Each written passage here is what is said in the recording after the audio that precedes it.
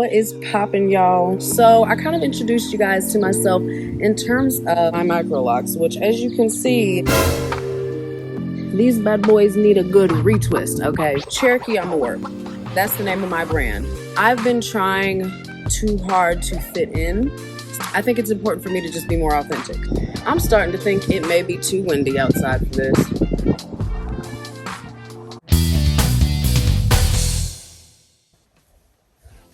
What's poppin', lovelies? It's your girl, Cherokee Amour. First of all, y'all want to see my beads? Oh. So I kind of just want to give y'all a little This waist bead right here is actually 8-month pregnancy mark. When I did my waist beads, they're actually the very first waist beads that I ever made. So we're gonna get into it, y'all. Lately, I've been doing a lot of comparisons with other brands, kind of just doubting myself. Comparison is a thief of joy, and it's very true, at least for me. I've been really focused on like trends and stuff like that, but I think it's time for me to just be me. So I wanted to go on ahead and just start from square one and just tell you guys about my business, the who, what, where, when, and why.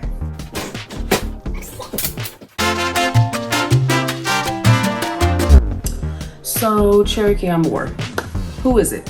I came up with the name because number one, on my mother's side, her parents were Native American as well as some other spicy white, you know, a little sprinkle of black, if you will. So I wanted to keep my heritage alive. Cherokee is one of the tribes that my grandparents were from, so it does run through my blood as well.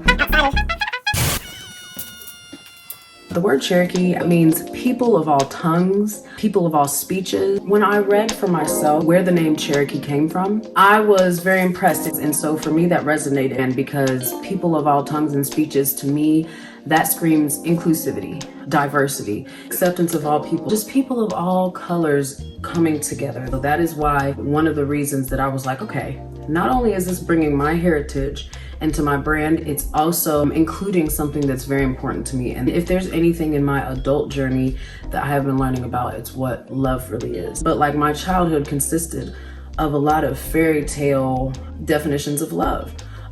For example, falling into love, as if it's an accident, as if it's not intentional, as if it's not something you have to work towards. So in me learning that, it was important to me to incorporate that into my brand. Amour, Spanish, is love. Amour is also French for love. I actually was a Spanish minor in undergrad, and so that's actually something that is very important in me starting to do waist beads as well. I was very passionate about other languages. And I was like, I'm gonna choose the French version because it just seems more luxe, One of the other things that was very important to me is I was getting to know God for myself, rather than, knowing the God that I grew up with, which was extremely rooted in fear, as well as like a punishment aspect of things. But upon doing my own actual research, I've found that love is the main basis for everything. Was, spreading the love of God, the love that I have, come to learn. Which is so much different than the church's vision of God. And it's something that I'm very passionate about, getting people to understand that God is not a traditional hell, fire throwing, angry, punishing God and judgmental, non-accepting. That is not the God that I know. And so, around the time that I started my waist bead business was when I was really, really understanding who Christ was to me and for me, and, just redeveloping and rehashing my beliefs, really, my whole belief system. I was changing. And I wanted my brand to reflect that too. So I've had people who have disagreed with me when I have explained that my body jewelry is for everybody. It is all inclusive. A lot of people think that just because waist beads derive from Africa, that only people of color should wear them. I don't believe such because, like I said, I'm trying to breed a different type of approach to a lot of things. That's the who. Go on ahead and get into the what. What are waist beads? describe them. Cool. Say less. Okay. The waist beads that you see, like I kind of gave a little bit of detail before, these ones are actually elastic. So these waist beads, they stretch. And you see there's some plain, you can dress them up, whatever. Okay. Oh, yeah. So just to give a tinge of history on the, I think that number one, my lash is coming off and I did not get it back down. And number two, to get my hair into a ponytail. So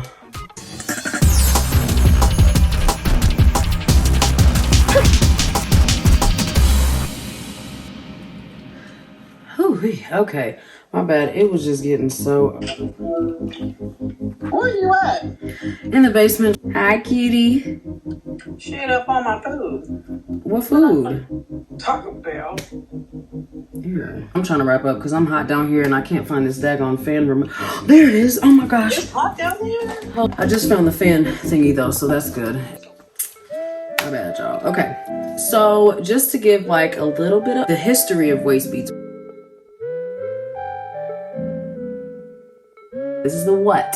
They started being worn in Africa. The main reasons that they did them were for measuring growth. So like they would use them for children actually, where they would string them on their arms, their necks, ankles, waists. And it was a way to measure their growth, to determine whether they were hitting the milestones. And that's kind of, I think, where we got the waist beads for weight loss. Like it's great, the tie-on waist beads, because they don't fluctuate, because they don't stretch. They're great to use for measuring your waist. Also in Africa, they used it for identification of status. So when people would wear the beads that had like a lot of stones and adornments and stuff like that, or even just like precious jewels, it would show that they had a higher status, because they were more wealthy. So that was another reason that they were worn in Africa. They also were sacred ceremonial pieces as well. Like women and men would use them as a representation of a coming of age, to show that they have matured, reached a certain milestone. It was very symbolic. It would have pieces on them that would be representative of something, so that when if someone looked at them, they were able to identify, you just turned 16, turn up, you know what I'm saying? Like, oh, okay, he killed a bear, turn up, even though they probably don't have bears in Africa, a tiger, then a lion. A lot of times people would carry crystals with them to, channel these positive energies. So it's a great way to not lose your crystals. Me, for example, this isn't the one.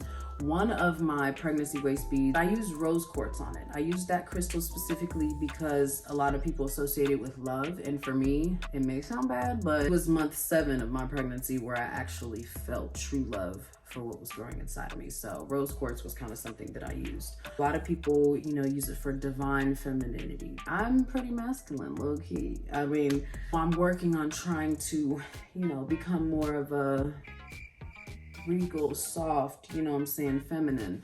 Because they were used in Africa, one of the things that I didn't mention, they were used for seduction. So wives or even concubines would use them to entice husbands. So they're really good for those under the sheets activities, if you know what I'm saying. So sorry. And my favorite, like I said, milestone marking. Like I said, it's like Pandora for your waist, Pandora for your body. It's just, honestly, it's just so beautiful. That is probably the most connected to body jewelry in Africa, because a huge reason I started making waist beads was related to the symbolism of them. And I'll tell that story a little later. But as I had said before, the Native American aspect of my heritage is very important to me. And the African American part of my heritage is very important to me. Creating body adornment, purpose, and symbolism. That's like it for me.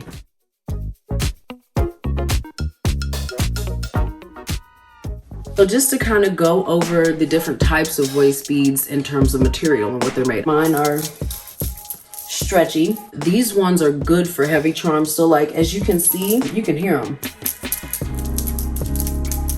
Like, they're really gaudy. They're very heavy. Like, it's not uncomfortable for me, but elastic is really good for the heavy charms. So those who like, you know, more objects and stuff like that, or even if you want something that is not permanent, you know, ones that represent something, but that I can take off and don't have to, you know, keep on the whole time. Next type is tie-on waist beads, permanent waist beads, usually made with like cotton, nylon string sometimes. Some people I know have used like hemp string, but these are non-stretchable. They don't move, so if you were to pull them, they're not gonna move. These are the ones that are actually traditionally used in Africa. So the African waist beads that a lot of people talk about and see. They stay on your body until you either cut them off or they pop off. If a person ties you too tight, you see when I'm sitting down, like my rolls are, you know, they expanding. You know what I'm saying? Like when you sit down, it expands. So you have to make sure that when you do get waist bead ties, for if any of you guys are planning on it, make sure that they don't tie them too tight and make sure that it's comfortable enough for you to sit down, because you don't want to sit down and then they'd be like, I can't take it, pop. Or you just don't want them to be uncomfortable. You sit down and it's like permanently cutting into your, you know what I'm saying, into the fat rolls. I don't want that. So these are the ones where if you've seen people using like bead spinners and stuff like that, these are the type that they are making, is the tie-on waist beads. As they are created to be a one-size-fit-all, so usually people make them in between 50-60 inches.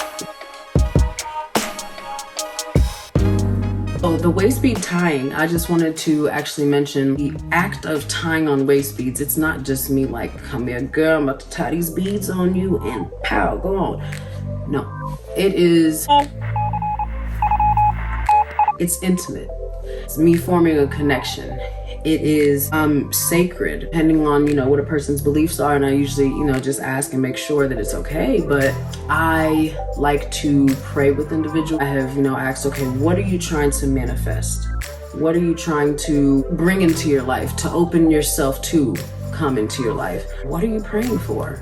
What are these beads representative of to you? These are kind of things that I ask, you know, when I have tied people, you know, definitely giving like, you know, positive affirmations for those who are about smudging. Sage, it's a plant that Native Americans used. They believed that it was good for cleansing negative energy out of spaces.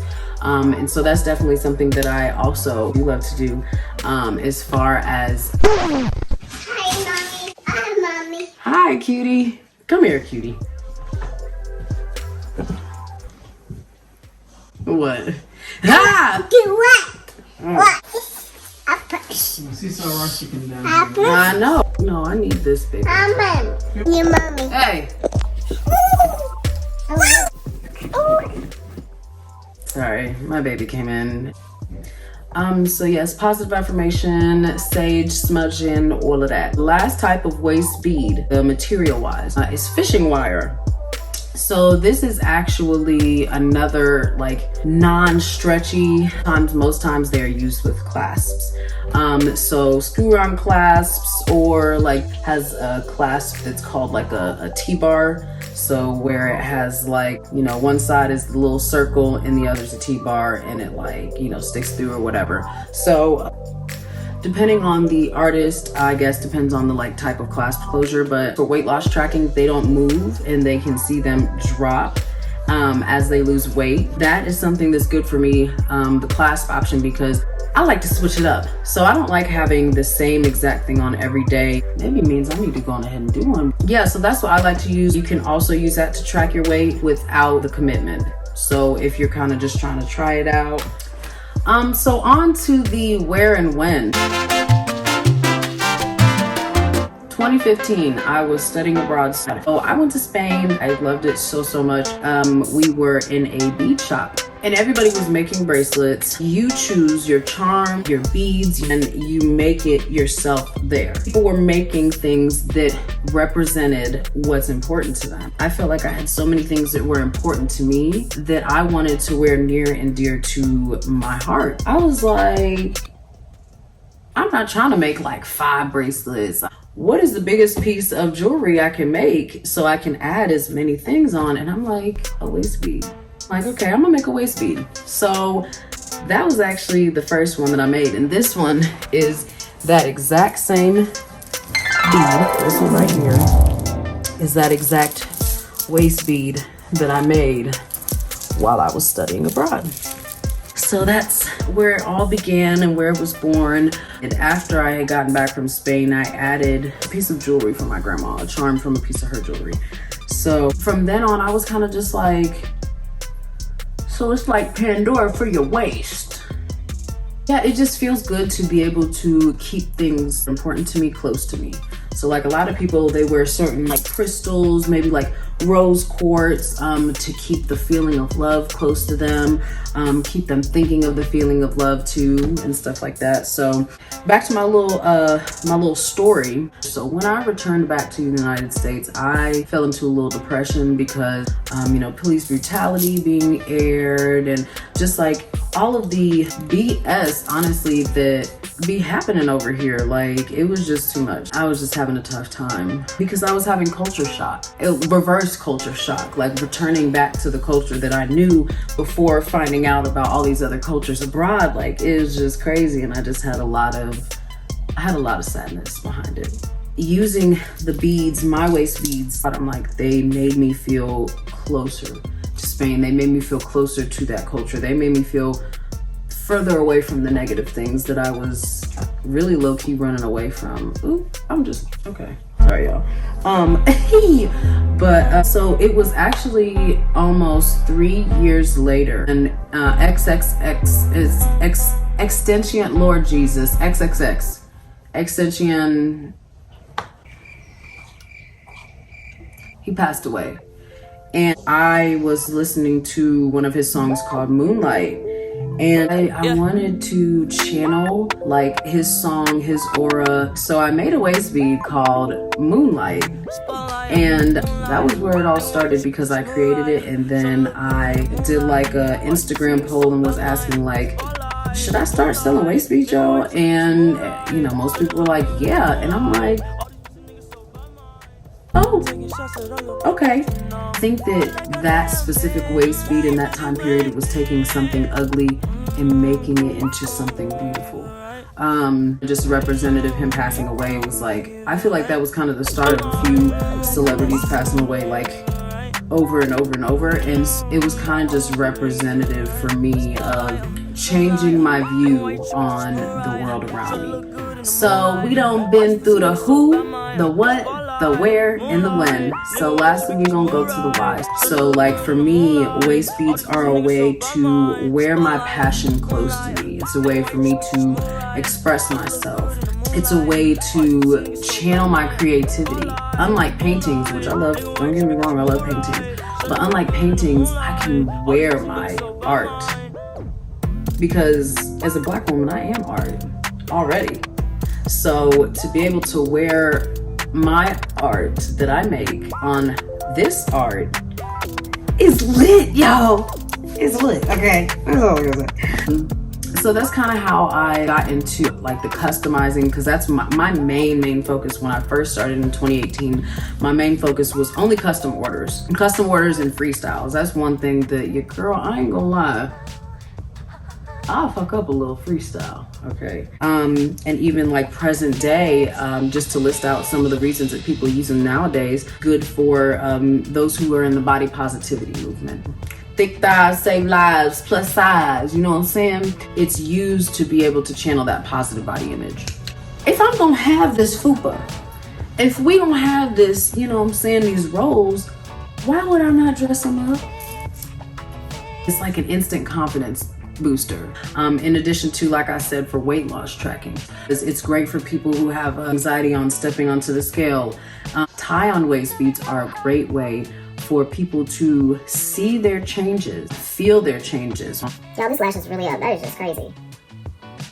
Rather than relying on the scale to tell them that they're doing well. So that's one of the reasons that people use them today.